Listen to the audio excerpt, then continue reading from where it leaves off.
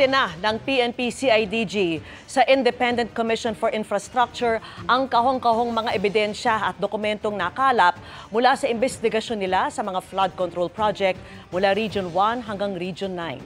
Nakatutok si Joseph Morong.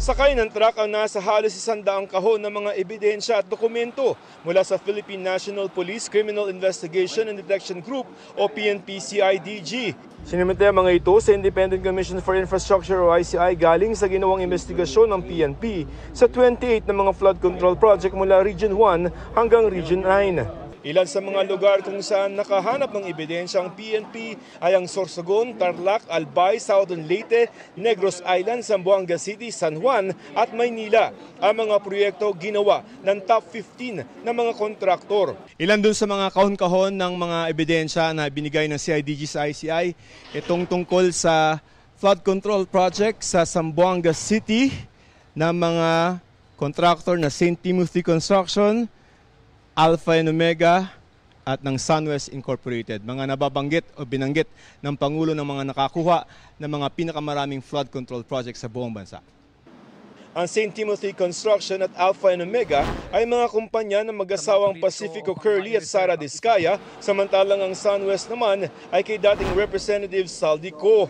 And determine kung ghost projects nga talaga yan. And then once po talagang determined as ghost projects, we will refer the matter like what we do in the previous ones. Ang tuloy-tuloy na investigasyon ng ICI nangyari sa harap ng pag-aresto sa ilan sa mga sangkot sa anomalya. That's very good. Okay. Very good. Good news for the Filipino.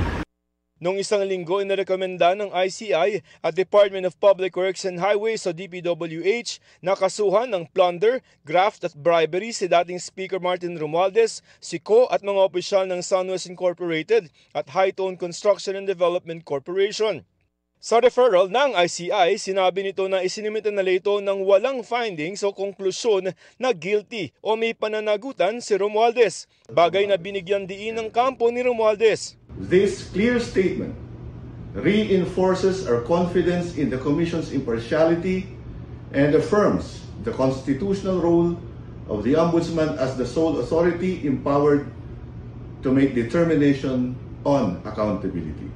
Nauna nang itinanggi ni Romualdez na kumita siya mula sa mga flood control project. Umaasa ang kampo ni Romualdez na magsasagawa ng independent, masinop at patas na investigasyon ng Ombudsman sa mga ebidensyang isinumite dito. Para sa GMA Integrated News, Joseph Morong, Nakatutok 24 Oras.